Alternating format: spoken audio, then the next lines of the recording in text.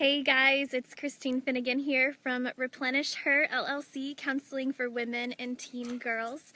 I'm coming to you from my backyard, enjoying this beautiful weather, just hanging out in the hammock with my two dogs. If you want to say hi to them, they're right over there. That's Penny, and there's Henley. She's hanging out in the grass. So I know yesterday some of you watched my video, and those that didn't, I was talking about how this whole week I just really want a focus to be on teen girls and their self-esteem and just the different things that play a big part in their esteem. And yesterday I talked a lot about social media, and I really appreciate those that gave some feedback and just were talking about how important that topic is. And obviously it's something I'm very passionate about, and I see a lot with the teens that I work with.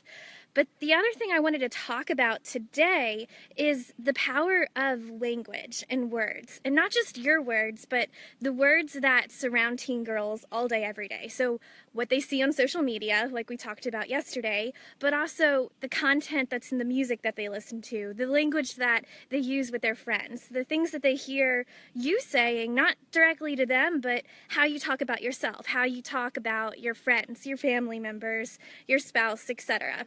There's a real link between this topic of neuroplasticity, and something I talk a lot about in my counseling work, and language. And if you're not familiar with neuroplasticity, I'll tell you just quickly what that is. So neuroplasticity is the brain's ability to physically take shape based on thought patterns that you have, behaviors that you use, and language plays a really big part in this. So you think about habits that you do. The more you have a routine that you follow, the easier it is to stick with and to stay with. That's neuroplasticity, but language works the same way.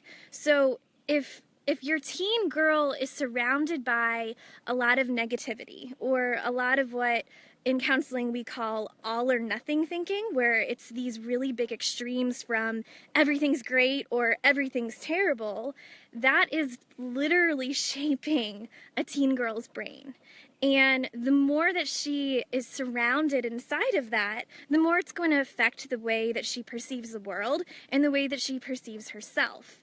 And so a really big part that you can play in terms of building a girl's self-esteem isn't just telling her how great and wonderful she is, but really taking notice of the many different ways that she is taking in information. So that's the people that she's surrounding herself with, that's the stuff that she's reading on social media, that's just being very intentional about the language that you use when you're talking to your teen.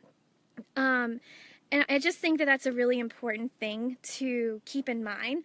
A big thing that I do with a lot of my women and a lot of my teens, because I'm just such a firm believer in the power of thought, is positive affirmations. And I don't mean positive affirmations in the way of like, everything's great and wonderful and let's just put a sugar coating on everything. I'm not one of those therapists, because everything isn't wonderful all the time.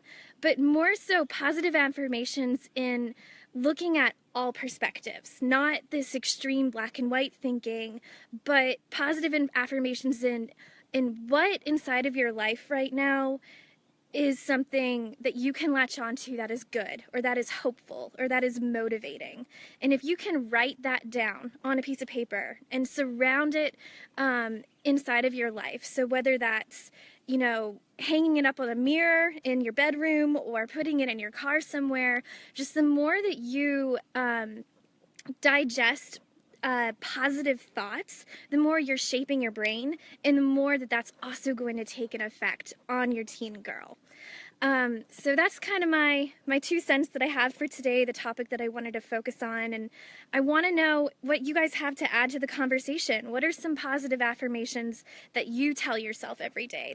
What is language that you use to really help yourself have a positive outlook and have a better self-esteem for yourself? Maybe it's a song that you like to listen to. I'd love for you guys to share that in the comments below. But otherwise, that is all that I had for today. The last thing I want to do before I get off of here is just tell you guys quickly about something I'm really excited about. I am in the process of building a group. It's going to be a summer group for teen girls starting June 20th.